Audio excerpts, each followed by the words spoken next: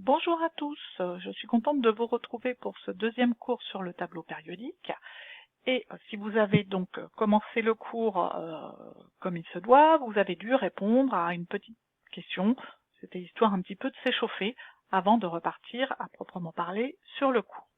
Alors, petit retour sur les réponses que vous avez données à ces deux questions. La première question est la suivante. La configuration électronique HE 2S2 correspond-elle à l'état fondamental, à un état excité, ou est-elle impossible? Alors, l'hélium, où est-il? Il est ici. 2S2, ça veut dire qu'on remplit on a des électrons dans la deuxième période, 2S1 pour le lithium, 2S2 pour le beryllium. Donc il s'agit ici du beryllium, et a priori, il s'agit du beryllium à l'état fondamental. Deuxième question du même type, je posais en fait la même question pour une autre configuration électronique, celle du néon, 3S1, 3P3, 3D2. Alors, le néon, il est ici, donc il termine la deuxième période, et on a ensuite des électrons qui occupent les orbitales de la troisième période. Donc 3S1, 3P3, 3D2. Combien j'ai d'électrons en tout? J'en ai ici donc 5. Si j'ai une configuration à l'état fondamental, qu'est-ce que je devrais écrire? J'aurai 3S2, ça me ferait 2 électrons, et j'aurai ensuite un électron dans chacune des orbitales P, donc ça nous amènerait aluminium, il est P1, silicium P2, phosphore, il est P3. Ça nous amènerait ici. Donc à l'état fondamental, cette configuration pourrait en tout cas le nombre d'électrons que j'ai ici m'indiquerait que je suis sur le phosphore. Alors, est-ce que ça peut être le phosphore dans un état excité? Eh bien non, puisque sur cette troisième période, vous voyez, il n'y a pas d'orbital D ici, qui peuvent être remplis. Les orbitales D sont sur des niveaux d'énergie qui se trouvent au-dessus. Donc, cette configuration-là n'est pas celle du phosphore à l'état fondamental, on est bien d'accord. Elle ne peut pas correspondre non plus à un état excité, puisque je n'ai pas d'orbital 3D avec aussi peu d'électrons. Donc elle ne peut correspondre qu'à une situation où c'est impossible. En fait, donc cette configuration-là est une configuration qui est tout à fait fantaisiste. Voilà, nous allons revenir maintenant sur le cours. Et pour commencer, deux remarques sur cette classification périodique des éléments, deux remarques que je fais en fait en m'appuyant sur le principe qui a été adopté pour la construction du tableau périodique, qui, je vous le rappelle, s'appuie sur le principe d'une évolution donc croissante du numéro atomique. Première remarque, on l'a vu dans le cours de la semaine dernière, les éléments d'un même groupe possèdent le même nombre d'électrons dans le niveau de plus forte énergie, c'est-à-dire dans la couche de valence, et on observe donc une même disposition à l'état fondamental dans les colonnes correspondantes. Deuxième remarque, et ça on va le voir dans la suite de ce cours, les propriétés chimiques et un certain nombre de propriétés physiques dépendent du nombre et de la disposition des électrons dans la couche de valence. Ce qui signifie quoi? Et ça on va le revoir un peu plus en détail après, et bien que les propriétés vont être du même type quand on va considérer des éléments qui ont exactement la même configuration dans leur couche de valence. Par exemple, les alcalins. Alors, les propriétés chimiques, elles évoluent en fait progressivement lorsqu'on parcourt une période, quand on se déplace de la colonne 1 vers la colonne 18. Donc si je pars ici du potassium, eh bien je vais voir évoluer les propriétés de tous les éléments qui sont sur cette ligne jusqu'à arriver ici au krypton.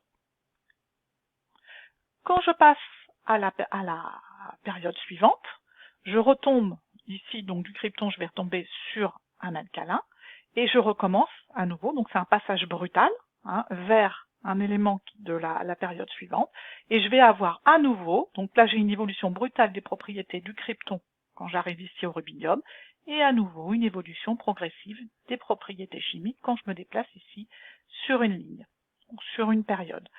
Et en fait, c'est ce principe, c'est ce qu'on observe ici qui fait que l'on a appelée la classification des éléments, la classification périodique des éléments. Ça justifie le nom que l'on a donné à la classification.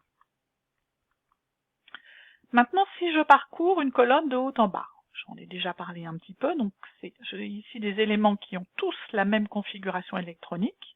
Alors l'hydrogène est à part, je ne devrais pas montrer l'hydrogène, mais si je prends la deuxième colonne, celle des alcalinotéreux, tous ces éléments ont la même configuration électronique en NS2. Et lorsqu'on va parcourir une colonne du haut vers le bas, eh bien on va voir évoluer donc le nombre d'électrons, on va ajouter de plus en plus d'électrons, bien évidemment, et on aura de toutes petites différences entre les propriétés de ces éléments et en particulier entre les propriétés chimiques. Les propriétés de ces éléments sont voisines. C'est d'ailleurs pour ça qu'on a donné un nom à ces groupes d'éléments, à ces familles d'éléments. Pour terminer l'exploration du tableau périodique, en tout cas tel qu'on le voit la plupart du temps, un petit focus sur les derniers éléments du tableau périodique qui sont les éléments les plus lourds. Je crois que je l'ai dit précédemment, donc ces éléments, ils ont été rebaptisés en 2018. Donc l'un des plus anciens, c'est le copernicium, donc 2Z égale 112, qui a été synthétisé en 1996. Et puis, parmi les plus récents, on trouve l'élément 116, l'élément 117 ayant été trouvé, lui, après l'élément 118.